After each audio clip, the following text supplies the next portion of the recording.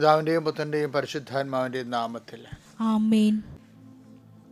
നിങ്ങൾക്ക് എല്ലാവർക്കും സുഖമാണെന്ന് പ്രതീക്ഷിക്കുന്ന നമ്മളെ ശുശ്രൂഷ എല്ലാവരും പങ്കെടുക്കത്ത് കാണുന്നതിലും ഇപ്പോൾ ശുശ്രൂഷയുടെ 30,000 സബ്സ്ക്രിപ്ഷൻ കൂടി അല്ല വ്യൂവേഴ്സ് കൂടിയിട്ടുണ്ട്.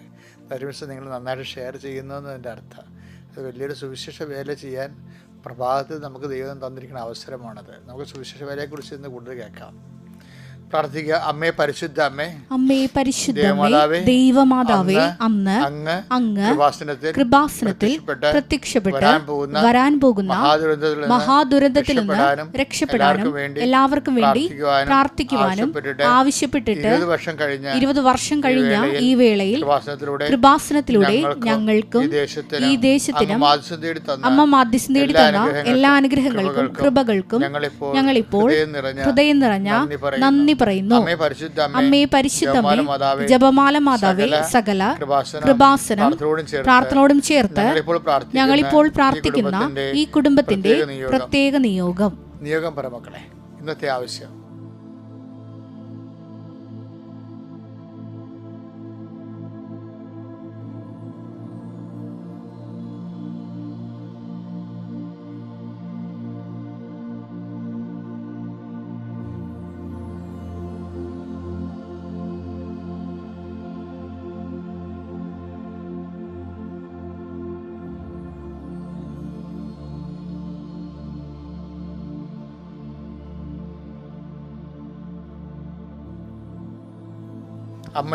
അമ്മയുടെ പ്രത്യക്ഷീകരണത്തിന്റെ ഈ ദ്വാദശക വേളയിൽ ഞങ്ങൾക്ക് സാധിച്ചു തരുവാൻ കനിയണമേ.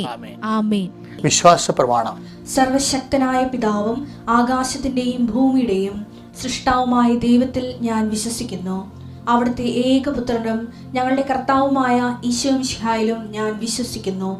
ഈ പുത്രൻ പരിശുദ്ധാത്മാവിനാൽ ഗർഭസ്ഥനായി കന്യകാമറിയത്തിൽ നിന്ന് പിറന്ന് പൊന്തിയോസ് പീലാത്തോസിന്റെ കാലത്ത് പീഡകൾ സഹിച്ച് കുരിശിൽ തറയ്ക്കപ്പെട്ട് മരിച്ച് അടക്കപ്പെട്ട് പാതാളങ്ങളിൽ ഇറങ്ങി മരിച്ചവരുടെ ഇടയിൽ നിന്ന് 3-ാം നാൾ ഉയർത്ത് സ്വർഗത്തിലേക്ക് എഴുന്നള്ളി സർവശക്തിയുള്ള പിതാവായ ദൈവത്തിന്റെ വലതുഭാഗത്തിരിക്കുന്നു. അവിടെ നിന്ന് ജീവിക്കുന്നവരെയും മരിച്ചവരെയും വിധിക്കുവാൻ വരുമെന്നും ഞാൻ വിശ്വസിക്കുന്നു. പരിശുദ്ധാത്മാവിലും ഞാൻ വിശ്വസിക്കുന്നു. വിശുദ്ധ കത്തോലിക്കാ സഭയിലും പുണ്യവാന്മാരുടെ ഐക്യത്തിലും പാപങ്ങളുടെ മോചനത്തിലും ശരീരത്തിന്റെ ഉയർപ്പിലും നിത്യമായ ജീവിതത്തിലും ഞാൻ വിശ്വസിക്കുന്നു. ആമേൻ. സ്വർഗ്ഗസ്ഥനായ ഞങ്ങളുടെ പിതാവേ, അങ്ങയുടെ നാമം പൂജിതമാകണമേ. അങ്ങയുടെ രാജ്യം വരണമേ. അങ്ങയുടെ തിരുമനസ് സ്വർഗത്തിലെ പോലെ ഭൂമിയിലും ആകണമേ. അന്നു വേണ്ടുന്ന ആഹാരം ഇന്ന് ഞങ്ങൾക്ക് തരണമേ. ഞങ്ങളോട് തെറ്റ് ചെയ്യുന്നവരോട് ഞങ്ങൾ ക്ഷമിക്കുന്നത് പോലെ ഞങ്ങളുടെ തെറ്റുകൾ ഞങ്ങളോടും ക്ഷമിക്കണമേ. ഞങ്ങളെ പ്രലോഭനത്തിൽ ഉൾപ്പെടുത്തരുതേ, തിന്മയിൽ ഞങ്ങൾ രക്ഷിക്കണമേ. ആമേൻ. നന്മ നിറഞ്ഞ മറിയമേ, സ്വസ്തി. കർത്താവ് അങ്ങയുടെ കൂടെ സ്ത്രീകളിൽ അങ്ങ് അനുഗ്രഹിക്കപ്പെട്ടവളാകുന്നു. അങ്ങയുടെ ഉദരത്തിൻ ഫലമായി ഈശോ അനുഗ്രഹിക്കപ്പെട്ടവനാകുന്നു. പരിശുദ്ധ മറിയമേ, തമ്പുരാന്റെ അമ്മേ, പാപികളായ ഞങ്ങൾക്ക് വേണ്ടി ഇപ്പോഴും ഞങ്ങളുടെ മരണസമയത്തും തമ്പുരാനോട് അപേക്ഷിക്കണമേ. ആമേൻ. അനുദിന അനുഗ്രഹ പ്രാർത്ഥനയിലേക്ക് പോകാം. കർത്താവ്, ഓരോ ദിവസവും ഈ പ്രാർത്ഥനയിൽ സാക്ഷ്യം പറയുന്നവരുടെ എണ്ണം കൂടിക്കൂടി വരുന്നുണ്ട്. കർത്താവെ, ഈ പ്രാർത്ഥനയിൽ പങ്കെടുക്കുന്ന എല്ലാ മക്കളും ഇതുപോലെ സാക്ഷ്യം പറയാൻ ഇടയാക്കണം പ്രാർത്ഥിക്കുന്നു. എൻ്റെ കർത്താവ്, നിൻ്റെ വിശുദ്ധ പൗരോഹിത്യത്തെ മഹത്വപ്പെടുത്തണമേ. എൻ്റെ കർത്താവ്, സഭയിലുള്ള സാന്നിധ്യം പ്രകടമാക്കണമേ. അമ്മേ പരിശുദ്ധമേ, ദേവമാതാവേ, എല്ലാ മക്കൾക്കും വേണ്ടി മാധ്യസ്ഥം വഹിക്കണമേ. എൻ്റെ കർത്താവിൻ്റെ ഉന്നതമായ നാമത്തിൽ സഭയുടെ അധികാരത്തിൽ കുരിശിൻ്റെ അടയാളത്തിൽ ദൈവശക്തിയാൽ ഞാൻ മക്കളെ ഈശോനാമത്തെ ആസ്വദിക്കുന്നു. നിങ്ങളുടെ ജീവിതത്തിൻ്റെ ഓരോ കണ്ടങ്ങളും ഇന്നത്തെ ജീവിതത്തിന് ജനുവരി 28-ാം തീയതിയായ ചൊവ്വാഴ്ച ഇന്നത്തെ ദിവസം നിങ്ങളുടെ സഞ്ചാരങ്ങളെ ഈശോയ്ക്ക് സമർപ്പിക്കുന്നു. നിങ്ങളുടെ ശ്വാസനിശ്വാസങ്ങളെപ്പോലെ സമർപ്പിക്കുന്നു. കർത്താവ് എല്ലാ മക്കൾക്കും നല്ല അനുഭവങ്ങൾ നൽകി നല്ല ദൈവസേവനം നൽകി അനുഗ്രഹിക്കാൻ പ്രാർത്ഥിക്കുന്നു. കാലാവസ്ഥ വ്യതിയാനം പോലെ തന്നെ ക്ലൈമറ്റ് ചേഞ്ച് സംഭവിക്കുന്നത് ഞങ്ങളുടെ ജീവിതത്തിൽ സംഭവിക്കും. ഓരോ പ്രാവശ്യം കർത്താവിന് വചനം പറയുന്ന കാലങ്ങൾ മാറി വരുമ്പോൾ നടപടി പുസ്തകത്തിന് 18:25 നീ സംസാരിക്കുന്നു, 17:25 നീ സംസാരിക്കുന്നു. കാലങ്ങൾ മാറി വരുമ്പോൾ കാലങ്ങൾ മാറിയെന്ന് വരുന്ന അനുസരിച്ച് കൊണ്ട് ദൈവാനുഭവത്തിൻ്റെ പുതിയ അനുഭവ തലങ്ങളിലേക്ക് മെച്ച സ്ഥലങ്ങളിലേക്ക് ഞങ്ങളെ നീ കൈപിടിച്ച് നടത്തുന്നത് നിൻ്റെ ദൈവസംഘത്തിൻ്റെ പരിലാളനയായിട്ട് ഞങ്ങളുടെ സഹന സാഹചര്യങ്ങളെ വിവേചിച്ച് മനസ്സിലാക്കാൻ ആവശ്യമായ പരിശുദ്ധ അമ്മ സൂക്ഷിച്ചിരുന്ന അതേ ഹൃദയ മൗനങ്ങൾ ഞങ്ങൾക്ക് ആസ്തിയായിട്ട് വരണമെന്ന് പ്രാർത്ഥിക്കുന്നു. ദൈവത്തിൻ്റെ കരുണ ഞങ്ങളേക്ക് ആവശ്യിക്കണം കർത്താവ്. രോഗികളെ ഇപ്പോഴും ഈ പ്രാർത്ഥന കൊണ്ട് സൗഖ്യപ്പെടണം. രോഗികൾ ഈ പ്രാർത്ഥന കൊണ്ട് സൗഖ്യപ്പെടണം കർത്താവ്. ജീവിത പ്രശ്നങ്ങളിലും പരാരാബ്ധങ്ങളിലും ജീവിതത്തിൻ്റെ തടസ്സങ്ങൾ നേരിടുന്നവിടെ ഈ പ്രാർത്ഥനയുടെ ശക്തിയാൽ തടസ്സങ്ങൾ വിട്ടുമാറിക്കൊണ്ട് കൈകാലുകളെ ചങ്ങലകൾ ബന്ധിക്കപ്പെട്ടിരിക്കുന്ന എല്ലാം ചങ്ങലകൾ അഴിഞ്ഞു വീഴുകൊണ്ട് നിങ്ങൾ സ്വതന്ത്രമാകണം. കർത്താവിനെ അറിയുന്നതനുസരിച്ച് സത്യം നിങ്ങൾ അറിയുകയും സത്യങ്ങളെ സ്വതന്ത്രമാക്കുകയും ചെയ്യുമെന്ന് പറഞ്ഞ വചനത്തിൻ്റെ അകമ്പടിയോടെ പ്രാർത്ഥിക്കുന്ന കർത്താവെ, ഇപ്പോഴും പ്രാർത്ഥിക്കുന്ന മക്കൾ ക്രിസ്തുവിനെ അറിഞ്ഞ് ജീവിതത്തിൻ്റെ പ്രശ്നങ്ങളിൽ നിന്ന് സ്വതന്ത്രരായി കർത്താവെ സുവിശേഷ മുന്നേറ്റം നടത്താൻ അവരുടെ മക്കളെ ആശീർവദികൾ പ്രാർത്ഥിക്കുന്നു. കുടുംബകലഹമുള്ളവരെ, കുടുംബത്തിൽ കേസിലിരിക്കുന്നവരെ, പറമ്പ് വിറ്റുമാറാത്തവരെ, അതുപോലെ സാമ്പത്തിക ബാധ്യതയുള്ളവരെ, കുഞ്ഞുങ്ങളുടെയും കുട്ടികളുടെയും പ്രശ്നങ്ങൾ അനുഭവിക്കുന്നവരെ, ഇങ്ങനെ എല്ലാ തരത്തിലും വേദന അനുഭവിക്കുന്ന കടകമ്പോളങ്ങളിലും വ്യാപാര വ്യവസായങ്ങളിലും ജീവിതയാത്രകളിലും ഏതിനെക്കുറിച്ചാണോ ആരെക്കുറിച്ചാണോ ഭയമുള്ളത്, ആ ഭയങ്ങളെല്ലാം യേശുക്രിസ്തുവിന്റെ പരിശുദ്ധ ഈ നിമിഷം വിട്ടുമാറട്ടെന്ന് കൽപ്പിക്കുന്നു. ദൈവത്തിൻ്റെ നാമത്തിൽ കൽപ്പിക്കുന്നു, കുരിശിൻ്റെ അടയാളത്തിൽ കൽപ്പിക്കുന്നു, യേശുവിൻ്റെ നാമത്തിൽ കൽപ്പിക്കുന്നു. ദൈവികമായ ശക്തി നിങ്ങൾക്ക് ആവശ്യിക്കട്ടെ. നിങ്ങളുടെ മനസ്സ് ഇപ്പോൾ ശക്തിപ്പെടട്ടെ. നിങ്ങൾ രാത്രി കിടന്നുറങ്ങിയതും ഇന്നലത്തെ ദിവസങ്ങളിലെ ദുഃഖാനുഭവങ്ങളെ അപ്പോൾ ഒരു മൂടൽ മഞ്ഞ് പോലെ നിങ്ങളുടെ ഹൃദയം പൊതിഞ്ഞിട്ടുണ്ടെങ്കിൽ കർത്താവിൻ്റെ ആത്മാവ് കൊടുങ്കാറ്റ് നിങ്ങളിലേക്ക് അടിക്കുകയും മേഘങ്ങൾ തുരത്തപ്പെടുകയും ചെയ്യുന്ന, നിങ്ങൾ സ്വതന്ത്രമാകുകയും ചെയ്യുന്ന ആത്മാവിൻ്റെ സ്വാതന്ത്ര്യം നിങ്ങൾ അനുഭവിക്കുവാനും കൃപയുടെ ശക്തി നിങ്ങൾ അനുഭവിക്കാൻ ഇടയാക്കണമേ. ഒന്നിനെയും ഭയപ്പെടാത്ത, ആരെയും കൂസാത്ത ഒരു ആത്മധൈര്യത്തിൻ്റെ മുന്നേറ്റം സുവിശേഷത്തിൻ്റെ സാക്ഷ്യമായി നിങ്ങളുടെ ജീവിതത്തിന് അവകാശം ഓഹരിയുമാകാൻ വേണ്ടി അമ്മ മാതാവിൻ്റെ മധ്യസ്ഥയിൽ പ്രാർത്ഥിക്കുന്നു. എൻ്റെ കർത്താവിനുരിതമായ നാമത്തിൽ സഭയുടെ അധികാരത്തെ കുരിശിൻ്റെ അടയാളത്തിൽ നീ ധന്യമാകട്ടെ, നീ അനുഗ്രഹിക്കപ്പെടട്ടെ, നീ സൗഖ്യപ്പെടട്ടെ, നീ സ്നേഹതന്ദിർഭരമായ സുവിശേഷ സാക്ഷിയായി മാറട്ടെ. എൻ്റെ പ്രിയപ്പെട്ടവരെ, നമ്മളിന്ന് വായിക്കാൻ പോകുന്ന സുവിശേഷ ഭാഗം നമുക്കറിയാം. വിശ്വാസത്തിന് പല പല നിലവാരങ്ങളുണ്ട്. ഇന്നത്തെ അനുദിന പ്രാർത്ഥന നിങ്ങൾ കേട്ടായിരുന്നു. ഓരോ ഘട്ടം ഘട്ടമായിട്ട് നമുക്ക് ഓരോ ദിവസവും തരുന്നത് വിശ്വാസ വളർച്ചയുടെ ഭാഗമായിട്ടാണ് ദൈവം തരുന്നത്. ആദ്യം ചിലർ ശ്രദ്ധിച്ചില്ലെങ്കിൽ വിശ്വാസത്തിൻ്റെ പ്രാഥമിക പാഠങ്ങൾ തന്നെയായിരിക്കും അവർ മരണം വരെ ജീവിക്കുന്നത്. ചില ആൾക്കാർ 4ാം ക്ലാസ്സൊക്കെ പഠിച്ചിട്ട് ഒരു 4ാം ക്ലാസ് തൊട്ട് മരിച്ചു പോകത്തില്ലേ. 10-75-92 വയസ്സാകുമ്പോഴും പഴയ 4ാം ക്ലാസ് മരിച്ചു പോകും. അതുപോലെ തന്നെ വിശ്വാസത്തിലും ചില നമസ്കാരങ്ങളും ചില വിശ്വാസങ്ങളൊക്കെ ആയിട്ട് അങ്ങനെ ജീവിച്ച് പ്രാർത്ഥനയാണ് ഏറ്റവും വലുതെന്നൊക്കെ പറഞ്ഞ് ജീവിച്ച് ഒരു സഹോദരനെ പോലും സ്നേഹിക്കാതെ ആർക്കും സുവിശേഷം കൈമാറാതെ മരിച്ചു പോയ ആൾക്കാരെ കണ്ടിട്ടില്ലേ?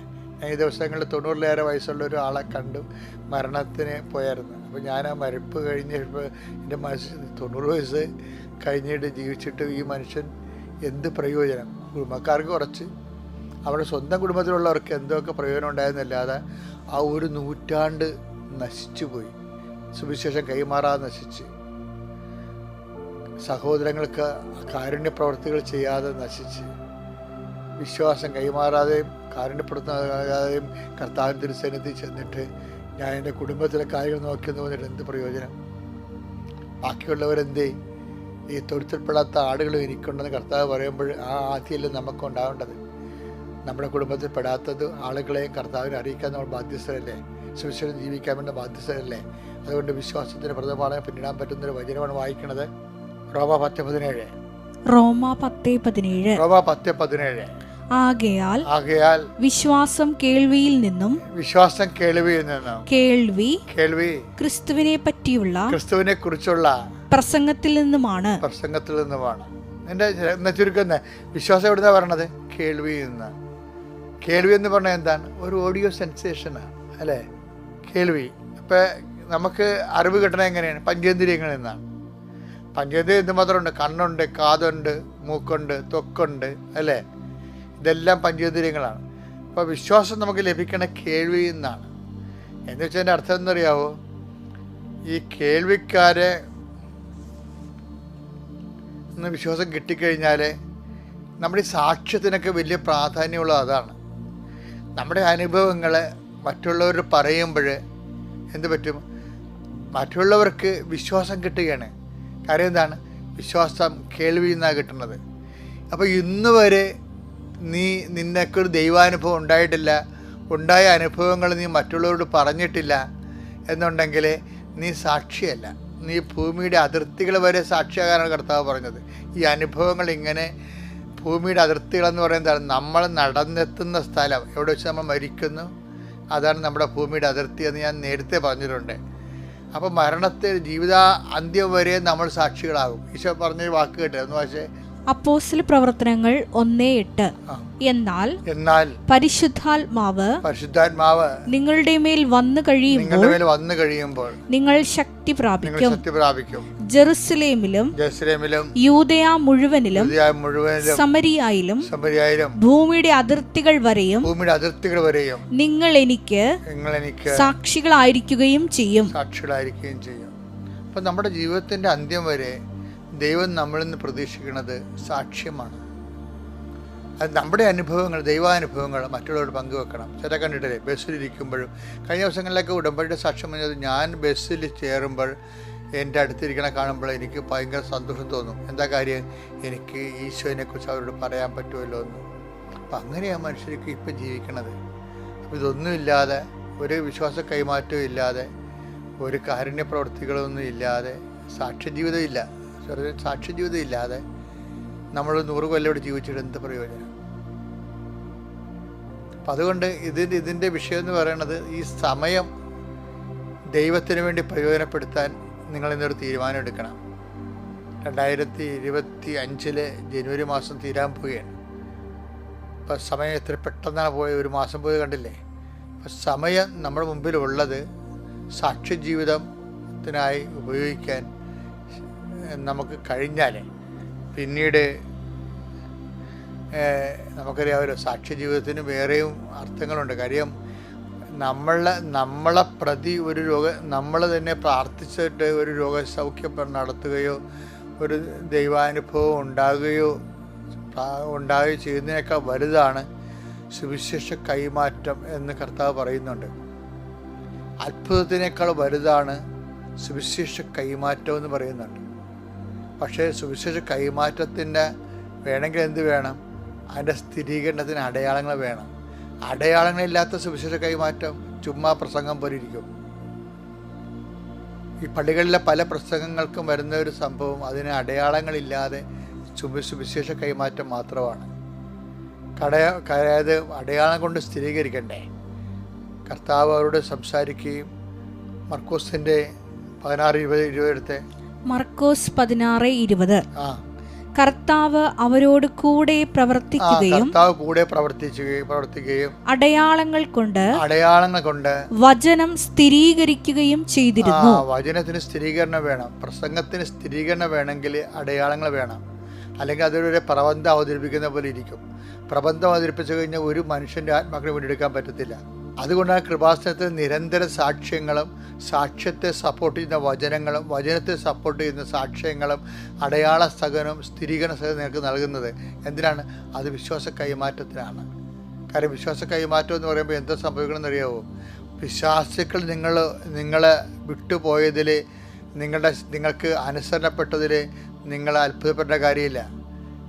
കർത്താവ് ആത്മാവിൽ ആനന്ദിച്ചത് സ്വർഗത്തിൽ നമ്മുടെ പേരുകൾ എഴുതപ്പെട്ടിരിക്കുന്നത് കൊണ്ടും ആ ദൈവികമായ രഹസ്യം ശിശുക്കളായ ശിഷ്യന്മാർക്ക് വെളിപ്പെടുത്തുകൊണ്ടുമാണ്. അതുകൊണ്ടാണ് ലൂക്കാ 10:20 വായിച്ചേ. എന്നാൽ പിശാചുക്കൾ നിങ്ങൾക്ക് കീഴടങ്ങുന്നു എന്നതിൽ നിങ്ങൾ സന്തോഷിക്കേണ്ട. മറിച്ച് നിങ്ങളുടെ പേരുകൾ സ്വർഗത്തിൽ എഴുതപ്പെട്ടിരിക്കുന്നു എന്നതിൽ സന്തോഷിക്കുവിൻ. എന്താ കാര്യം? ആ 72 പേരെ പറഞ്ഞയച്ചത് കർത്താവിൻ്റെ സുവിശേഷ വേലയാണ് അവർ ചെയ്തത്. സുവിശേഷ വേല മാത്രമേ സ്വർഗത്തിൽ പേര് രേഖപ്പെട്ടതുള്ളൂ. അത്ഭുതങ്ങളും അടയാളങ്ങളൊക്കെ നടക്കും, ദൈവാനുഭവങ്ങൾ ഉണ്ടായാലും നമ്മളുടെ പേരുകൾ കർത്താവിൻ്റെ കൈവെള്ളയിൽ എഴുതി വെക്കുന്നത്, ഹൃദയത്തിൽ എഴുതി വെക്കുന്നത് സുവിശേഷം കൈമാറുമ്പോഴാണ്. അത് മുഖ്യമായ ഒരു ലക്ഷ്യമായിട്ട് എടുക്കാൻ ഇന്നു മുതൽ നിങ്ങൾക്ക് പ്രത്യേകമായ ദൈവം നിങ്ങൾ അനുഗ്രഹിക്കട്ടെ. പിതാവിൻ്റെയും പരിശുദ്ധാത്മാവിൻ്റെയും നാമത്തിൽ. സർവശക്തനായ ദൈവത്തിനും ദൈവമാതാവിനും ജീവനുള്ള ദൈവങ്ങൾ വസിക്കുന്ന ഈ പുണ്യഭൂമിക്കും എൻ്റെ പ്രണാമം. ഞാൻ രാജു ശിവനന്ദൻ, ആലപ്പുഴ ജില്ലയിലെ കായംകുളം എന്ന് പറയുന്ന സ്ഥലത്തു നിന്നാണ് വരുന്നത്. ഞാൻ മർച്ചൻ്റ് നേവിയിലെ സെക്യൂരിറ്റി ഓഫീസറായിട്ടാണ് വർക്ക് ചെയ്യുന്നത്. മർച്ചൻ്റ് നേവിയുടെ അവരുടെ സുരക്ഷാ വിഭാഗത്തിൻ്റെ ഒരു ടീം കമാൻഡറായിട്ടാണ് ഞാൻ വർക്ക് ചെയ്യുന്നത്. ഞാൻ കൃപാസനത്തിനെ പറ്റി കേട്ടറിവൊന്നും ഇല്ലായിരുന്നു. കേട്ടിട്ടുണ്ട്, പക്ഷേ അതിൻ്റെ മഹത്വത്തെ പറ്റിയുള്ള ഒരു അറിവുകളും എനിക്കില്ലായിരുന്നു. 10 മാസത്തിൽ ഈ 2023 1.5 മാസമായതേ ഉള്ളൂ ഞാനിവിടെ വന്ന് ഉടമ്പടി എടുത്തിട്ട്. എൻ്റെ മകൾ ദേവനന്ദിനി, ഞാനൊരു ഹിന്ദു കുടുംബത്തിൽ ജനിച്ചു വളർന്ന ആചാരങ്ങളിൽ കൂടി വന്ന ഒരാളാണ്. എൻ്റെ മകൾ ജനിച്ച് 4ാമത്തെ ദിവസം ഫിക്സ് വന്ന്, അതായത് കുഞ്ഞിൻ്റെ ശരീരത്തിന് ഷുഗർ ഡൗണായി ഫിക്സ് വന്നിട്ട് ബ്രെയിനിൻ്റെ നെർവസിന് പ്രോബ്ലമായിട്ട് ഇപ്പോൾ ശ്രീ ചിത്ര തിരുവനന്തപുരത്താണ് ട്രീറ്റ്മെൻറ്റ് നടന്നുകൊണ്ടിരിക്കുന്നത്.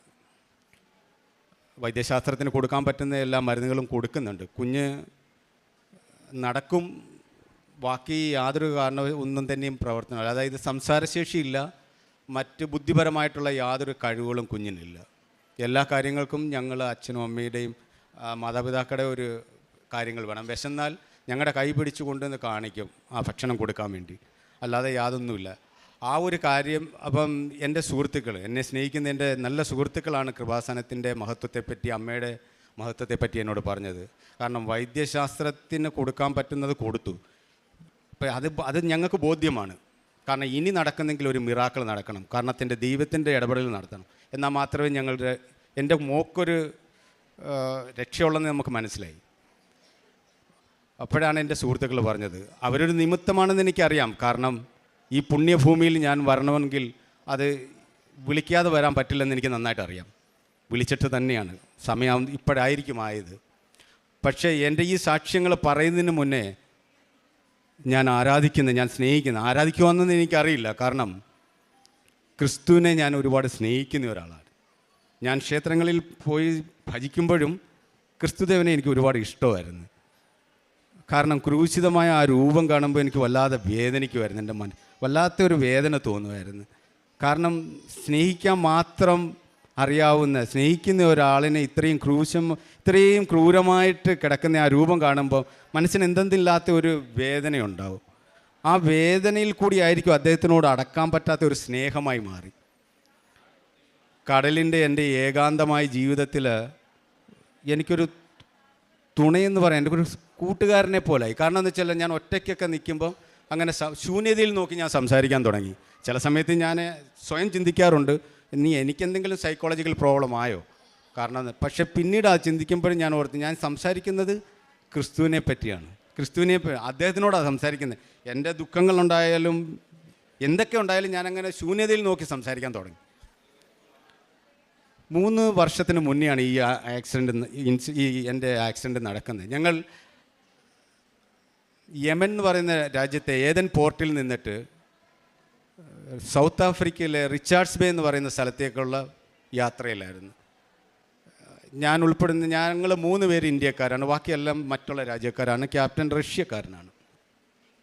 അപ്പം മൺസൂണിൻ്റെ ടൈമാണ്. ഷിപ്പ് വെളിയിലോട്ട് ഇറങ്ങിയപ്പോഴേ തന്നെ കടലിൻ്റെ രുദ്രഭാവം കണ്ടപ്പോഴേ നമുക്ക് മനസ്സിലായി തീഷ്ണമായ, കാരണം മൺസൂൺ ജൂൺ ജൂലൈ ഓഗസ്റ്റ് ഈ സമയങ്ങളിലെന്ന് പറഞ്ഞാൽ ഇന്ത്യൻ മഹാസമുദ്രവും അതിനെ ഇതരപ്പെട്ട മറ്റെല്ലാ സമുദ്രങ്ങളും വളരെ റഫായിട്ടുള്ള സമയമാണ്. ഏകദേശം വളരെ കഠിനമായ യാത്രയാണ്. പക്ഷേങ്കിൽ ഏതാനും ദിവസങ്ങൾ കഴിഞ്ഞിട്ട് ഞങ്ങൾ ചെന്ന് പെട്ടത് അൺപ്രഡിക്റ്റബിൾ, അതായത് ആ പെട്ടെന്നുണ്ടായ ഒരു ചക്രവാത ചുഴിയുടെ വക്കിലാണ്. ഒന്നാമത്തെ കാര്യം, ലോഡോട് ഇല്ലാത്തതിൻ്റെ പേരിൽ ഈ ഷിപ്പിൻ്റെ കണ്ടീഷൻ, അതായത് ബാലൻസ് കണ്ടീഷൻ വല്ലാത്ത ഒരു അവസ്ഥയിലാണ്. നിമിഷം നേരം കൊണ്ട് അന്തരീക്ഷം എന്ന് പറഞ്ഞാൽ അതിതീഷ്ണമായ രീതിയിലുള്ള കൊടുങ്കാറ്റും നമുക്ക് പ്രവചിക്കാൻ പറ്റാതെ. കാരണം എന്ന് വെച്ചാൽ ഇത്രയും പരിചയമുള്ളവരുടെ പോലും ഉള്ളിൽ കിടുങ്ങുന്ന രീതിയിലുള്ള തിരകളാണ് നടുക്കടലിൽ. 1000കണക്കിന് കിലോമീറ്ററിൻ്റെ ഉൾക്കടലിലാണ്. ഞാനവിടെ ഉൾപ്പെടെയുള്ള 23 ആൾക്കാരാണ്. കുറേ സമയം കഴിഞ്ഞ് ആ തിരയും അതിനെയും അതിജീവിച്ച് മുന്നോട്ട് പോകുന്ന സമയത്താണ് ഈ ഷിപ്പിൻ്റെ ഇഞ്ചൻ നിലച്ചത്. കാരണം എന്ന് വെച്ചാൽ അതിന് തള്ളാൻ പറ്റുന്ന രീതിയിലാണ് തെക്കോട്ട് അത് ഞങ്ങൾ സൗത്തിലേക്ക് പോവുകയാണ്. ഈ വരുന്നത് south west wind and waves ആണ്. അപ്പോൾ അതിനെ അതിജീവിച്ചു കൊണ്ടുപോകാൻ പറ്റുന്ന ഒരു രീതിയിലുള്ള ഒരു കഴിവ് ഒരു പക്ഷേ ആ ഷിപ്പിൻ്റെ എൻജിൻ ആ സമയത്ത് ഇല്ലാത്തത് കൊണ്ടായിരിക്കും എൻജിൻ നിലയ്ക്കുക എന്ന് പറഞ്ഞു കഴിഞ്ഞാൽ കാറ്റത്ത് ഈ കയറ് പൊട്ടിയ പട്ടം പോലായി, ഒരു പിടുത്തവും ഇല്ല. പിന്നെ പാട്ടയ്ക്കകത്ത് കല്ല് കടന്ന് കുലുങ്ങുന്ന ഒരവസ്ഥയായി. 23 പേര് ജീവനും മരണത്തിനെയും ഉള്ള ഒരു പുറപ്പാടായി. അപ്പം എന്ത് ചെയ്യണമെന്നറിയാൻ വയ്യാത്തൊരവസ്ഥയാണ്. എല്ലാവരും പ്രാർത്ഥിക്കുന്നുണ്ട്. ഞാനും അദ്ദേഹത്തിനോട് പ്രാർത്ഥിച്ച്, ദേവാ എന്തായി നടക്കുന്നത്, എങ്ങനെങ്കിലും ഇവിടുന്ന് ഞങ്ങളെ രക്ഷിക്കണം. പറഞ്ഞ് തീർന്നതുമല്ല, ഷിപ്പ് മറിഞ്ഞത് ഞങ്ങൾക്ക് ഓർമ്മയുണ്ട്. അത് വെള്ളത്തിൻ്റെ അടിയിലാണോ അതോ മേളിലാണെന്നൊന്നും അറിയാൻ വയ്യ. കാരണം എന്ന് വെച്ചാൽ ആ സംഭവം നടക്കുമ്പം ഇരുട്ടായി. പക്ഷേ ഇത് ഡേ ടൈമിലാണ് ഈ മറിയുന്നത്. പക്ഷെ അന്നേരം ഇരുട്ടായപ്പോൾ നമുക്ക് മനസ്സിലായി അണ്ടർ വാട്ടർ, നമ്മൾ വെള്ളത്തിൻ്റെ അടിയിലാണെന്ന്. ഒറ്റ വാക്ക് മാത്രം പറഞ്ഞത് എനിക്ക് ഓർമ്മയുണ്ട്, നാഥാ ഞാൻ പോകുകയാണ്. ആ ഒരു വാക്ക് പറഞ്ഞ് ഏതാണ്ട് സെക്കൻഡുകളുടെ വ്യത്യാസത്തിൽ, ഒരിക്കലും നമുക്കറിയാം തിരിച്ചൊരു തിരയടിച്ചെങ്കിൽ മാത്രമേ ഷിപ്പിൻ്റെ അതിൻ്റെ ആ സ്റ്റേബിൾ കണ്ടീഷനിലേക്ക് വരൂ. പക്ഷെ പിന്നെ നോക്കുമ്പം ആകാശം കാണാം. അപ്പോൾ എന്തോ രക്ഷപ്പെട്ടു. ദൈവത്തിന് സ്തുതി. അങ്ങനെ ഞങ്ങൾ 1.5 ദിവസം ആ അഗാധമായ കടലിൽ ജീവനെ മരണത്തിൻ്റെ ഇടയിൽ കഴിച്ചുകൂട്ടി. 1.5 ദിവസം കഴിഞ്ഞതിന് ശേഷമാണ് എഞ്ചിൻ ശരിയായിട്ട് ഞങ്ങൾ തിരിച്ച് മുന്നോട്ട് പോകാൻ പറ്റില്ല, തിരികെ തന്നെ പോയി. പക്ഷേങ്കിൽ ഇതിൻ്റെ ഇടയ്ക്ക് നടന്ന വേറെ ഏറ്റവും വലിയ എന്നെ അത്ഭുതപ്പെടുത്തിയതല്ല, എന്നെ ഏറ്റവും കൂടുതൽ എനിക്ക് വാക്കുകൾ കൊണ്ട് പറയാൻ പറ്റാത്തൊരവസ്ഥയിലേക്ക് എത്തിച്ച ഒരു കാര്യം, എൻ്റെ കയ്യിലൊരു ബൈബിളുണ്ടായിരുന്നു. ബൈബിൾ തന്നത് എൻ്റെ ഒരു സുഹൃത്താണ്. ഞാനത് വായിച്ചു നോക്കി, ഇപ്പോൾ ഒന്നും പിടികിട്ടുന്നില്ല, എനിക്കൊന്നും മനസ്സിലാകുന്നില്ല. കാരണം എന്ന് വെച്ചാൽ അതിനകത്ത് പുതിയ വാക്കുകളാണ്, ആളുകളുടെ പേരായാലും സ്ഥലങ്ങളുടെ പേരായാലും ഒന്നും മനസ്സിലാകുന്നില്ല. അപ്പോൾ ഞാൻ പുള്ളിയോട് ഒരിക്കലും പറഞ്ഞത് വായിച്ചിട്ട് കൂടുതൽ മനസ്സിലാകുന്നില്ല, ഏകദേശമൊക്കെ കുറച്ചൊക്കെ പിടികിട്ടി. അപ്പോൾ എന്നോട് അദ്ദേഹം പറഞ്ഞത്, അതിനകത്ത് സങ്കീർത്തനം എന്ന് പറയുന്ന ഒരു കാര്യമുണ്ട്, അത് എടുത്ത് വെച്ച് വായിക്കുക, സമയം കിട്ടുമ്പോൾ അന്ന് വായിക്കാൻ തുടങ്ങാമെന്ന് പറഞ്ഞു. അപ്പം ഞാൻ എൻ്റെ റൂമിൽ ഞാൻ കുളിച്ച് വന്നു കഴിഞ്ഞാൽ ഷിപ്പിൽ അതൊരു ദിനചര്യമായി. ഞാൻ സങ്കീർത്തനം 1 മുതൽ അവസാനം വരെ വായിക്കും, വീണ്ടും സങ്കീർത്തനം വായിക്കും, അതങ്ങനെ പോയിക്കൊണ്ടേ ഇരിക്കുകയാണ്. അപ്പോൾ ആ ബൈബിൾ എൻ്റെ കയ്യിലുണ്ട്. ഈ ഇൻസിഡൻറ്റ് നടന്ന് അപ്പോഴും ഞങ്ങൾ കപ്പൽ ശരിയായിട്ടില്ല, ഈ വെള്ളത്തിൻ്റെ അടിയിലാണോ മുകളിലാണെന്നൊന്നും അറിയാമോ, ഇരുട്ടാണ്. നമ്മൾ തിരികെ വന്ന് കഴിഞ്ഞ് കഴിഞ്ഞപ്പോഴേ തന്നെ അവിടെ അലാറമായി. കാരണം എന്ന് വെച്ചാൽ ലൈഫ് ജാക്കറ്റ് ഇടണം. കാരണം എന്ന് വെച്ചാൽ നമുക്ക് തകർന്നാലും എങ്ങനെങ്കിലും പിടിച്ച് നിൽക്കാനൊന്നും പറ്റത്തില്ല. കാരണം അഗാധമായ തിരയും കടലും വീണ് കഴിഞ്ഞാൽ അപ്പോഴേ പോവും. പക്ഷെ ഞാൻ റൂമിലെത്തി, ഞാൻ ആ ബൈബിൾ എടുത്ത് തുറന്ന് നോക്കി, എന്താണെന്നൊന്നും അറിയുമ്പോൾ ഞാൻ ബൈബിളൊന്ന് തുറന്ന് നോക്കി ആ ഒരു വാക്കാണ് എന്നെ സത്യത്തിന് ഇന്നിവിടെ നിർത്തിയത്. കാരണം എന്താണെന്ന് വെച്ചാൽ, അത്യുന്നതൻ ആകാശത്തിൽ നിന്ന്, അതായത് ഉയരത്തിൽ നിന്ന് കൈ തന്ന് പെരുവെള്ളത്തിൽ നിന്ന് എന്നെ പിടിച്ചുയർത്തി. വല്ലാതെ, കാരണം എന്ന് വെച്ചാൽ ആ സമയത്ത് ഞാൻ ഈശ്വരനെ അതായത് ക്രിസ്തുവിനെ ഞാൻ സ്നേഹിക്കുകയാണ്. ആരാധിച്ചിട്ടുണ്ടോയെന്നൊന്നും എനിക്കറിയില്ല, സ്നേഹം എനിക്കുണ്ട്. പക്ഷെ ആ സമയത്ത് ഞാൻ ആ ബൈബിളിനെ ചേർത്ത് പിടിച്ച് ക്രിസ്തുവാണെന്ന് ഓർത്തിട്ടാണ് ഞാൻ പൊട്ടിക്കരഞ്ഞുപോയി. കാരണം ഇങ്ങനെയൊക്കെ ഉണ്ടോ? നമ്മൾ പറയുന്നില്ലേ, ഈശ്വരൻ സംസാരിക്കും നമ്മളോട്. എൻ്റെ അനുഭവമാണ്, സംസാരിച്ചതാണ് എന്നോട്. അതും മരണത്തിൻ്റെ വക്കിൽ വെച്ച് എന്നോട് സംസാരിച്ച.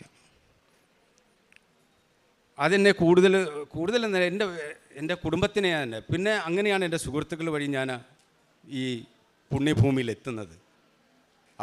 അവർ നിമിത്തമായി ദൈവമേ അവരുടെ കുടുംബത്തിന് നന്മ തന്നെ ഉണ്ടാവട്ടെ എന്ന് ഞാൻ പ്രാർത്ഥിക്കുകയാണ്. അങ്ങനെ ഇവിടെ വന്ന് ഞാൻ 16/10/2023 ഞാൻ ഉടമ്പടി എടുത്ത് അന്ന് വൈകിട്ട് വീട്ടിലെത്തി. ഞങ്ങൾ മെഴുകുതിരി കത്തിച്ച് പ്രാർത്ഥിച്ച്.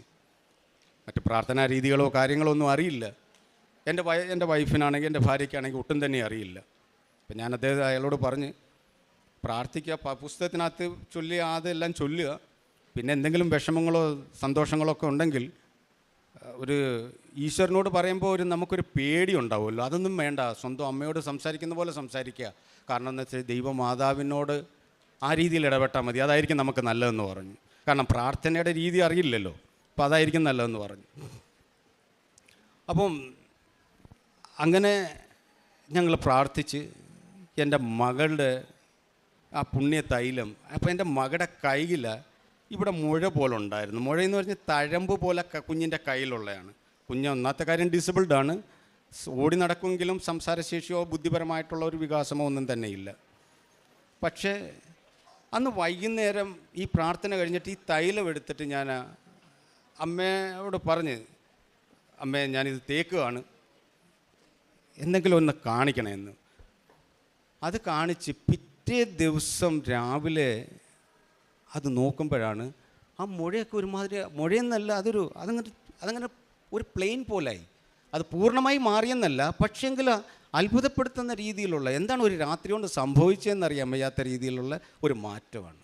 ഇപ്പം എൻ്റെ മകളുടെ കണ്ടീഷൻ എന്ന് പറഞ്ഞാൽ ശബ്ദങ്ങളൊക്കെ അമ്മയെ അച്ഛനൊന്നും വിളിക്കാനൊന്നും അത് ഏബിൾ ആയിട്ടില്ല. പക്ഷെ സംസാരിക്കുന്നതിൻ്റെ ഒരു വക്കിലേക്ക് എത്തിയതായിട്ട് നമുക്ക് തോന്നി തുടങ്ങി. കാരണം എന്തൊക്കെയോ പറയുകയാണ്, അതിങ്ങനെ പറയുന്നത്, എൻ്റെ നാവിന് ശക്തി.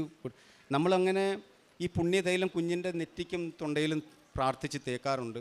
പിന്നെ ഇവിടുന്ന് തന്ന തേൻ നാവിൽ ഉറ്റിച്ചു കൊടുക്കാറുണ്ട്. കാരണം ഒരു വല്ലാത്ത മാറ്റം, വല്ലാത്തെന്ന് പറഞ്ഞാൽ അമ്മയുടെ ആ ഒരു മാറ്റവും പ്രസൻസും ഞങ്ങൾ അനുഭവിച്ചറിഞ്ഞതാണ്. കാരണം ഇത്രയും ബ്ലെസ്സിങ് തരാൻ വേണ്ടി പാവികളായി ഞങ്ങൾ ഇത്രയും സൗഭാഗ്യം ചെയ്തു എന്ന് പോലും നമ്മൾ ചിന്തിച്ചു പോയി. കാരണം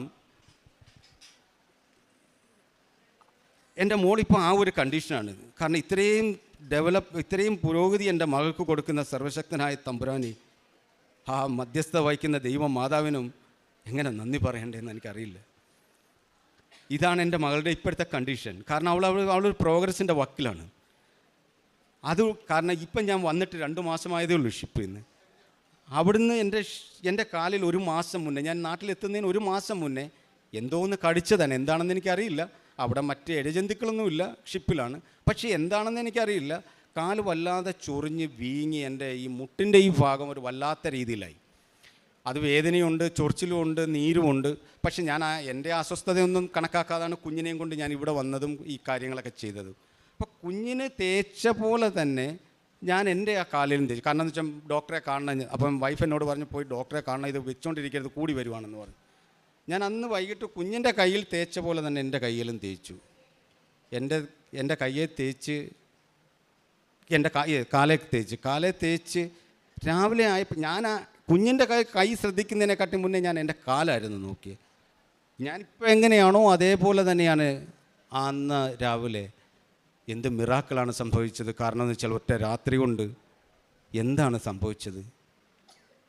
ഞാൻ വൈഫിനോട് പറഞ്ഞു, എന്തൊക്കെയോ സംഭവിക്കുന്നുണ്ട്. അപ്പോൾ അമ്മയുടെ ഒരു പ്രസൻസ് ഉണ്ട്, നമുക്ക് ഒരു അനുഗ്രഹമുണ്ട്. അതില്ലെങ്കിൽ ഇങ്ങനെ വരില്ലല്ലോ.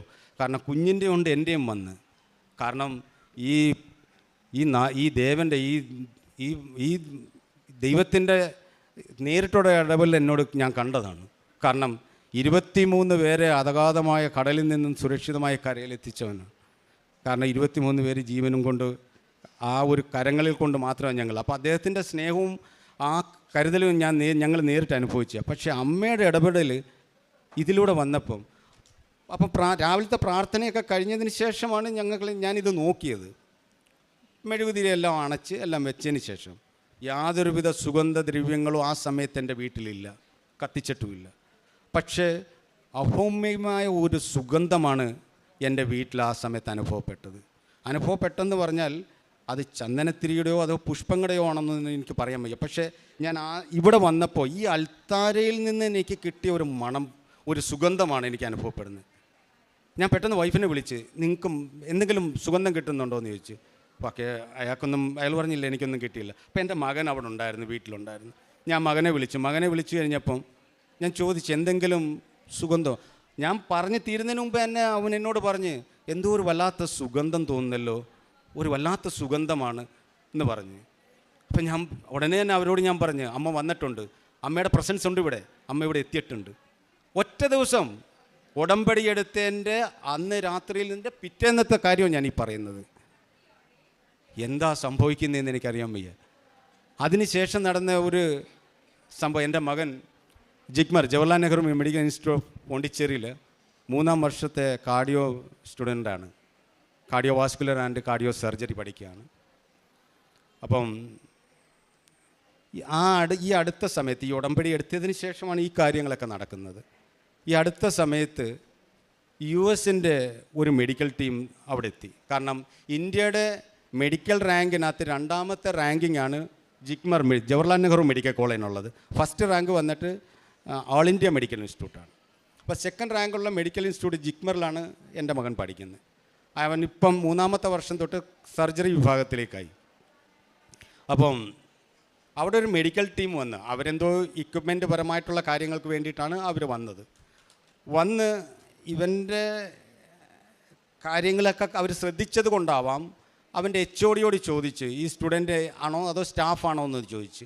അന്നേരം പറഞ്ഞല്ല സ്റ്റുഡൻ്റ് ആണെന്ന് പറഞ്ഞ്. സ്റ്റുഡൻ്റ് ആണെന്ന് പറഞ്ഞപ്പോൾ അവർ പോകുന്നതിന് മുന്നേ ഇദ്ദേഹത്തിനോട് പറഞ്ഞു ഞങ്ങളെ ഒന്ന് വന്ന് കാണണമെന്ന് പറഞ്ഞ് അവിടെ വെച്ച് തന്നെ കണ്ടു, സംസാരിച്ച്. എന്തോ അതെ 3rd ഇയർ സ്റ്റുഡൻ്റാണ്. അതായത് 3rd ഇയർ സ്റ്റുഡൻ്റ്, പഠിച്ച് പൂർത്തിയൊന്നും ആയില്ല, 3ാമത്തെ വർഷത്തിൻ്റെ എക്സാം പോലും ആയിട്ടില്ല. അപ്പം അവർ പറഞ്ഞൊന്ന് വന്ന് ഞങ്ങളെ കാണണമെന്ന് പറഞ്ഞ് അവർ സംസാരിച്ച്. അത് കഴിഞ്ഞതിന് ശേഷം ഒരാഴ്ചയ്ക്ക് ശേഷം ഒരു ഫോൺ കോളും അവന് വന്ന്. അവൻ്റെ ഈ വന്നതിനകത്ത് ഒരാളാണ് ഫോൺ വിളിച്ചത്. നിങ്ങൾ സൂം ഇൻ്റർവ്യൂവിന് റെഡിയാണെങ്കിൽ US-ൻ്റെ ഇന്ത്യയിലുള്ള ഹെഡ് നിങ്ങളോടൊന്ന് സംസാരിക്കാൻ ആഗ്രഹിക്കുന്നെന്നും പറഞ്ഞിട്ട് അവൻ പറഞ്ഞ് റെഡിയാണ്. അങ്ങനെ സൂം ഇൻ്റർവ്യൂ അദ്ദേഹം ചെയ്തിട്ട് ചോദിച്ചൊരു കാര്യം ഇത് മാത്രമാണ്: നിങ്ങളുടെ എക്സാം കഴിഞ്ഞതിന് ശേഷം ലോങ് ലീവ് എടുക്കുമോ അതോ ഞങ്ങളുടെ കമ്പനിയിൽ ജോയിൻ ചെയ്യുമോ എന്ന്. എന്താ ഈശ്വരൻ്റെ കൃപാകടാക്ഷം! കാരണം അവൻ പറയുന്നത് ജിഗ്മർ മെഡിക്കൽ കോളേജിൻ്റെ ചരിത്രത്തിൽ ആദ്യമായിട്ടാണ് ഒരു മെഡിക്കൽ സ്റ്റുഡൻറ്റിന് ആ എക്സാം കഴിയുന്നതിന് മുന്നേ ഒരു ജോബ് ഓഫർ ഇങ്ങനെ ഒരു വലിയ മൾട്ടിനാഷണൽ US കമ്പനിയിലെ പോലുള്ള ഒരു കമ്പനിയിൽ നിന്ന് കിട്ടുന്നത്. ഇത് ദൈവത്തിൻ്റെ നേരിട്ടുള്ള ഇടപെടലല്ലാതെ എന്താ പറയാൻ പറ്റുന്നത്? കാരണം എന്ന് വെച്ചാൽ ഈ ക്യാമ്പസ് സെലക്ഷൻ എന്നൊക്കെ പറഞ്ഞു കഴിഞ്ഞാൽ മെഡിക്കൽ സ്റ്റുഡൻറ്റിനില്ല. അത് ഈ എഞ്ചിനീയറിംഗ് സ്റ്റുഡൻറ്റും IT സ്റ്റുഡൻറ്റിനും ഒക്കെ മാത്രമേ ഉള്ളൂ. മെഡിക്കൽ സ്റ്റുഡൻറ്റിന് ഒരിക്കലും ക്യാമ്പസ് സെലക്ഷൻ ഇല്ലാത്തതാണ്. അപ്പം ഈ 1.5 മാസം കൊണ്ട് ഞങ്ങൾക്ക് സംഭവിച്ച അത്ഭുതങ്ങളാണ്. പക്ഷെ ഒരു കാര്യം വ്യക്തമാണ് കേട്ടോ, ദൈവമേ, നമ്മളൊക്കെ ഭാഗ്യം ചെയ്തവരാണ്. എന്താണെന്ന് അറിയാമോ? നമ്മൾ കറക്റ്റ് വന്ന് ശരണം പ്രാപിച്ചേക്കുന്ന യഥാർത്ഥ സ്ഥാനത്താണെന്ന് ഒരു ഹിന്ദുവായ എനിക്ക് തോന്നിയിട്ടുണ്ട്. കാരണം എന്ന് വെച്ചാൽ ഈ ഭൂമിയിൽ വന്ന് ഞാൻ കാല് ചവിട്ടിയപ്പോൾ എന്താണെന്ന് വെച്ചാൽ നമ്മൾ മകവഴിഞ്ഞ് പ്രാർത്ഥിച്ചാൽ കൂടെ വരുമെന്ന് ഇവിടുന്ന് ഞാൻ പറഞ്ഞു കേട്ടിട്ട്, പക്ഷേ അത് സത്യമാണത്. നമ്മൾ ഭാഗ്യം ചെയ്തവരാക്കാം, എന്നാലേ നമ്മൾ ഈ ഭൂമിയിൽ വന്ന് ചവിട്ടിയതിട്ടുള്ളൂ. ദൈവമേ, ഈ ഇരിക്കുന്ന സർവർക്കും, നിന്നെ ആരാധിക്കുന്ന സർവർക്കും എല്ലാ സൗഭാഗ്യങ്ങളും ഉണ്ടാവട്ടെ, അവർക്ക് നന്മ ഉണ്ടാകട്ടെ. എന്നെ ഈ പുണ്യഭൂമിയിൽ എത്തിച്ച നല്ലവരായ എൻ്റെ സുഹൃത്തുക്കൾക്കും അവർക്കും അവരുടെ കുടുംബങ്ങൾക്കും നന്മയും കരുണയും ഉണ്ടാകട്ടെ, അനുഗ്രഹം ഉണ്ടാകട്ടെ. യേശുദേവൻ്റെയും ഈ പരിശുദ്ധ ദൈവമാതാവിനും എൻ്റെ ശതകോടി പ്രണാമം. എത്ര നന്ദി പറഞ്ഞാലും തീരില്ല. ഒറ്റ കാര്യം മാത്രമേ എനിക്ക് പറയാനുള്ളൂ: ഇനിയൊരു ജന്മം കിട്ടുവാണെങ്കിലും ഇതുപോലെ ദേവ നിന്നെ സ്നേഹിക്കാൻ മാത്രമുള്ളൊരു ഇങ്ങനൊരു ഹൃദയമായിട്ട് എന്നെ ജനിപ്പിച്ചാൽ മതി. അതായിരിക്കും നല്ലത്. കാരണം എന്ന് വെച്ചാൽ സ്നേഹത്തിൻ്റെയും വാത്സ്യം വളരെ ഇപ്പം ഞാൻ എന്തെങ്കിലും കാര്യങ്ങളൊക്കെ കേൾക്കുമ്പം പെട്ടെന്ന് റിയാക്ട് ചെയ്യുന്ന ആളായിരുന്നു. പക്ഷേ ഇപ്പോൾ അതൊന്നുമില്ല. വളരെ ശാന്തമായിട്ടുള്ള എല്ലാവരോടും ഒരു കരുണാർദ്രമായ മനസ്സ് പോലെയാണ് തോന്നുന്നത്. പിന്നെ ഇവിടുത്തെ പത്രം എനിക്ക് അന്ന് ഞാൻ കൊണ്ടുപോയി. പത്രം ഞാൻ ചോദിച്ചു 1-2 പേരോട് എങ്ങനെയാണ്. അന്നേരം പറഞ്ഞ് ആർക്കാന്ന് വെച്ചാൽ വിതരണം ചെയ്യണമെന്ന് പറഞ്ഞു. അപ്പം മനസ്സിലൊരു അമ്മയോട് ഞാൻ പറഞ്ഞ് ഇത്ര മാത്രമേ ഉള്ളൂ: അമ്മേ, ഇത് ഞാൻ കൊടുക്കുന്ന യഥാർത്ഥ കൈകളിൽ തന്നെ ആവാൻ അനുഗ്രഹിക്കണമെന്ന് ഞാൻ പ്രാർത്ഥിച്ചു. കാരണം എന്ന് വെച്ചാൽ ആരെങ്കിലും മേടിച്ച് എവിടെയെങ്കിലും വലിച്ചെറിഞ്ഞ് കളയരുതല്ലോ. അപ്പം ഞാൻ ഓർത്ത് ഇതിന് ഏറ്റവും നല്ല സ്ഥലം ഏതെങ്കിലും ഹോസ്പിറ്റലായിരിക്കും. അങ്ങനെ ഞാൻ എൻ്റെ വീടിന് 15 കിലോമീറ്റർ അപ്പുറമാണ്.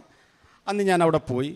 അവിടെ ഹോസ്പിറ്റലിൽ ചെന്ന് ആൾക്കാരെ കണ്ട് ഈ പത്രങ്ങൾ കൊടുക്കുന്നതിനോടൊപ്പം ഞാൻ അവരോട് പറഞ്ഞ്, ഇത് ദൈവമാതാവിൻ്റെ അത്ഭുതങ്ങളിലെ സാക്ഷിത്വമാണ്, നിങ്ങൾക്ക് വായിക്കുക. പക്ഷേ ഇത് വലിച്ചെറിയരുത്. നിങ്ങൾക്ക് വായിക്കുന്നെങ്കിൽ വളരെ നല്ല കാര്യം. അതല്ലെങ്കിൽ ഇത് നിങ്ങൾക്ക് വേണ്ട എങ്കിൽ സുരക്ഷിതമായ ഏതെങ്കിലും ഒരു സ്ഥലത്ത് വെച്ചേക്കണം. കാരണം എന്ന് വെച്ചാൽ മറ്റാർക്കെങ്കിലും കിട്ടുമല്ലോ, അല്ലാതെ വലിച്ചെറിയരുത്. അത് ഞാൻ കൊടുത്ത എല്ലാവരോടും പറഞ്ഞു. ലാസ്റ്റ് വന്നിട്ട് ഒരു പത്രം എൻ്റെ കയ്യിൽ ബാക്കിയായി. ഞാൻ ആശുപത്രിയിലാണ്, ആ സമയത്ത് ആശുപത്രിയിലാണ്. ആ പത്രവും കൊണ്ട് ഞാൻ കുറേ നടന്ന് ആ ഏരിയയിൽ അങ്ങനെ നടന്നു. എൻ്റെ കണ്ണിൽ ആരും പെടുന്നില്ലായിരിക്കാം, പക്ഷേ എനിക്കറിയാം അങ്ങനെ ഒരു മുഖം എനിക്ക് കണ്ടില്ല. അപ്പം ഞാൻ ഒരു നിമിഷം ഞാൻ അവിടെ നിന്ന് പറഞ്ഞു, ദൈവമാതാവേ, ഒരു പക്ഷേങ്കിൽ അമ്മയുടെ നിശ്ചയം വേറെ വല്ലതും ആയിരിക്കാം. ഞാൻ ആ പത്രം കൊണ്ട് തിരിച്ച് വീട്ടിൽ വന്നു.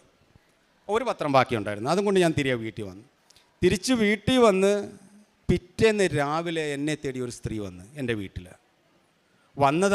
അവരുടെ കൊച്ചുമകന് ഈ ഷിപ്പിലെ ജോലി സംബന്ധമായ കാര്യങ്ങളെ അറിയാൻ വേണ്ടിയിട്ട് വന്നതാണ്. അപ്പോൾ അവർ പറഞ്ഞ് കുറേ കാലമായിട്ട് പഠിച്ച് കുറേ എൻജിനീയറിങ്ങിൻ്റെ ഷിപ്പിൻ്റെ എൻജിനീയറിങ് കാര്യങ്ങളെല്ലാം പഠിച്ചതാണ്, ജോലി ശരിയാകുന്നില്ല എന്ന് പറഞ്ഞ് ഏതെങ്കിലും കമ്പനി അറിയാൻ പറ്റുന്നെങ്കിൽ ഒന്ന് പറയണമെന്ന് പറഞ്ഞു. അത് പറയാൻ വേണ്ടിയിട്ടാണ് അവർ വന്നേ. അപ്പം ഞാൻ ഒരു നിമിഷം ചിന്തിച്ചു, അമ്മ ഒരു പക്ഷേ അമ്മ ആഗ്രഹിച്ചത് ഇതാണോ? കാരണം എന്ന് വെച്ചാൽ ആ പത്രം ഇവർക്ക് വേണ്ടിയിട്ടുള്ളതായിരിക്കണം.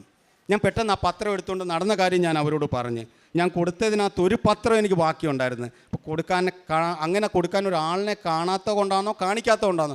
ഈ പത്രം നിങ്ങൾക്ക് വേണ്ടി വിധിച്ചതാണ്. അതിൻ്റെ അർത്ഥം നിങ്ങളെ ആ സന്നിധാനത്തേക്ക് വിളിക്കുന്നുണ്ട്, കാര്യം നടക്കും. ഈ പത്രം വെക്കുക, നിങ്ങളുടെ ആ കൊച്ചുമകനെയും കൊണ്ട് നിങ്ങൾ അവിടെ പോവുക, കാര്യം നടക്കും. മാസങ്ങളൊന്നും വേണ്ടി വരില്ല. ഞങ്ങളുടെ വീട്ടിൽ ഇങ്ങനെയൊക്കെയുള്ള കാര്യങ്ങൾ നടക്കുന്നുണ്ട്. അതുകൊണ്ട് ഒരു പ്രാവശ്യം അവിടെ നിന്ന് പോയി നോക്ക്, കാര്യങ്ങൾ നടക്കുമെന്ന് പറഞ്ഞ്. പിന്നെ ഇപ്പോഴത്തെ എൻ്റെ മാനസികാവസ്ഥ എന്ന് പറഞ്ഞാൽ ഒറ്റ കാര്യം മാത്രമേ ഉള്ളൂ. എൻ്റെ മുന്നിൽ ആര് കൈ നീട്ടിയാലും എൻ്റെ ആ മുഖം നോക്കുമ്പോൾ അറിയാമല്ലോ വിശപ്പുണ്ടോ ഇല്ലയോ എന്നുള്ളത്. ചുറ്റുപാടും ആഹാരം ഉണ്ടെങ്കിൽ ആഹാരം വാങ്ങിക്കൊടുക്കും, അല്ലെങ്കിൽ പൈസ കൊടുത്തിട്ട് ഞാൻ പറയും ഇത് ഭക്ഷണം വാങ്ങി കഴിക്കണം. കാരണം എന്ന് വെച്ചാൽ ഈ ഒരുപാട് മാഫിയകളൊക്കെ ഉണ്ടല്ലോ. കാരണം കുഞ്ഞുങ്ങളെയും വൃദ്ധരെയൊക്കെ ഇങ്ങനെ എടുപ്പിച്ചെന്ന് അവരിൽ ഒരു പൈസ പോകരുതെന്നൊരാഗ്രഹം കൊണ്ടാണ്. യഥാർത്ഥത്തിൽ വിശക്കുന്നവർക്ക് കൊടുക്കണമെന്ന് മനസ്സ് നിറഞ്ഞു കൊടുക്കണമെന്ന് ആഗ്രഹമുണ്ട്. അങ്ങനെയൊക്കെയുള്ള ചെറിയ ചെറിയ ഒരു ഈശ്വര സേവ മാത്രമേ ഞാൻ ചെയ്തിട്ടുള്ളൂ. പക്ഷേ ഞാൻ ചെയ്ത ഈശ്വര സേവയെക്കാട്ടിൽ 10 മടങ്ങ് കൂടുതലാണ് എനിക്ക് തന്ന ബ്ലെസ്സിങ് അനുഭവങ്ങൾ. കാരണം ഇനിയിപ്പം എനിക്ക് ഒരു കാര്യം മാത്രം ദൈവസന്നിധിയിൽ ഞാൻ സാക്ഷ്യം പറഞ്ഞു പോവാണ്. ഇപ്പം എൻ്റെ മകളെപ്പറ്റി എനിക്ക് യാതൊരുവിധ ചിന്തയില്ല. കാരണം നേരത്തെ എന്ന് പറഞ്ഞാൽ ഇങ്ങനെ മനസ്സിങ്ങനെ എരിയുമായിരുന്നു. കാരണം എൻ്റെ കാലം കഴിഞ്ഞാൽ എൻ്റെ മകള്, കാരണം എന്ന് വെച്ചാൽ ഒരു ആഹാരം വിശന്നാൽ ചോദിച്ചു വാങ്ങി കഴിക്കാൻ പോലുള്ള ഒരു കഴിവില്ലാത്തൊരു കുഞ്ഞിൻ്റെ ഒരു അവസ്ഥ മനസ്സിലാവുമല്ലോ. അപ്പോൾ ആ ഒരു കാര്യം ഞാനിങ്ങനെ ദൈവസന്നിധിയിൽ ഞാനിങ്ങനെ പറയാമായിരുന്നു. പക്ഷേ ഇപ്പോഴെനിക്ക് എന്താ ബോധ്യമായെന്ന് പറഞ്ഞാൽ എന്താ, ഞങ്ങളില്ലാതെ വന്നാലും അവൾ സുരക്ഷിതയാണ്. എന്താണെന്ന് വെച്ചാൽ അവൾ എത്തേണ്ട കൈകളിലാണ് എത്തിയിരിക്കുന്നത്, സുരക്ഷിതമായ കൈകളിലാണ് അവൾ എത്തിയിരിക്കുന്നത്. കാരണം എന്ന് വെച്ചാൽ ഈ ഒരൊറ്റ ദിവസം കൊണ്ട് ഇത്രയൊക്കെ ചെയ്യാമെങ്കിൽ പിന്നെ ഈ ദൈവമാതാവിന് എന്താ നമുക്ക് വേണ്ടി ചെയ്യാൻ പറ്റാത്തത്? ഇനി ഞാനോട് എടുക്കുന്ന ഉടമ്പടി ഈ പരിപാവനമായ ഈ സന്നിധിയിൽ നിന്ന് ഞാൻ പറയുകയാണ്. കാരണം ഇത് ഞാൻ ദൈവത്തിനോട് ചെയ്യുന്ന സാക്ഷ്യം വാക്കുവാണ്. ഇനി ഞാൻ എടുക്കുന്ന ഉടമ്പടി ഒരു കാര്യത്തിന് വേണ്ടിയിട്ടല്ല, ആജീവനാന്തം സർവശക്തനായി തമ്പുരാനെ സ്നേഹിക്കാൻ വേണ്ടി മാത്രമായിരിക്കും ഞാൻ ഉടമ്പടി എടുക്കുന്നത്. എൻ്റെ ഉടമ്പടി അതിനു വേണ്ടി. കാരണം എന്ന് വെച്ചാൽ അദ്ദേഹം ഉണ്ടെങ്കിൽ എനിക്കറിയാം എല്ലാം എനിക്ക് കിട്ടുമെന്ന്. ദൈവമേ, സർവശക്തനായ തമ്പുരാനെ, അങ്ങേ ആശ്രയിക്കുന്ന സർവർക്കും സർവ്വപുണ്യവും കൊടുക്കണേ എന്ന് പ്രാർത്ഥിച്ചുകൊണ്ട് ഞങ്ങൾക്ക് തന്ന എല്ലാ അനുഗ്രഹങ്ങൾക്കും 1000 ശതകോടി പ്രണാമം ചെയ്ത്, അമ്മേ ദൈവമാതാവേ, ഈ കാരുണ്യവും കൃപയും എപ്പോഴും ഞങ്ങളിൽ ചൊരിയണമേ. ആമേ. വിശുദ്ധ ഗ്രന്ഥത്തിൽ യെശയ്യാ പ്രവാചകൻ്റെ പുസ്തകം 41-ാം അധ്യായം 10-ാം തിരുവചനം പറയുന്നു, ഭയപ്പെടേണ്ട, ഞാൻ നിന്നോട് കൂടെയുണ്ട്, സംഭ്രമിക്കേണ്ട, ഞാനാണ് നിൻ്റെ ദൈവം. ഞാൻ നിന്നെ ശക്തിപ്പെടുത്തുകയും സഹായിക്കുകയും ചെയ്യും. എൻ്റെ വിജയകരമായ വലത്തുകൈ കൊണ്ട് ഞാൻ നിന്നെ താങ്ങി നടത്തും. താൻ ഇവിടെ വരാനുണ്ടായ സാഹചര്യങ്ങൾ, എങ്ങനെയുള്ള ഒരു മരണവക്രത്തിൽ നിന്നാണ് ഈ മകൻ ഇവിടെ വരുന്നത്, അതിന് തൻ്റെ സുഹൃത്തുക്കൾ നിമിത്തമായെന്ന് പറയുന്നു. പക്ഷേ വളരെ ബോധ്യത്തോടെ പറഞ്ഞു കഴിഞ്ഞു, അതിന് എന്നെ വിളിക്കണം, എന്നെ വിളിച്ചത് കൊണ്ട് മാത്രമാണ് ഞാൻ ഇവിടെ എത്തിയത്. ഇവിടെ വന്നത് വേറെ ആരും പറഞ്ഞിട്ടല്ല, എൻ്റെ അമ്മ എന്നെ കൊണ്ടുവന്നതാണ്, എൻ്റെ ക്രിസ്തുദേവൻ എന്നെ കൊണ്ടുവന്നതാണ്. അപ്പോൾ തൻ്റെ യേശുനാഥനോടുള്ള തൻ്റെ അകമഴിഞ്ഞ സ്നേഹം, കുരിശ് കാണുമ്പോൾ തനിക്ക് അനുഭവപ്പെടുന്ന വേദന, ബൈബിള് ഈശോയെ കെട്ടിപ്പിടിക്കുന്നത് പോലെ ബൈബിളിനെ കെട്ടിപ്പിടിച്ച് കരഞ്ഞുകൊണ്ട് കിടന്ന രാത്രികൾ, ഒറ്റയ്ക്ക് ഷിപ്പിൽ ഏകാന്തനായിരിക്കുമ്പോൾ സംസാരിക്കുന്ന അവസ്ഥ, ഇതൊക്കെ തന്നെ കൊണ്ട് ചെയ്യിക്കുന്നത് ആരാണ്? ഒരു സത്യദൈവം മാത്രമാണ്. ആ സത്യദൈവത്തിൻ്റെ സന്നിധിയിലേക്കാണ് താൻ ഈ ഉടമ്പടിയിലൂടെ ഒന്നുകൂടെ കടന്നു വന്നിരിക്കുന്നതെന്ന് വളരെ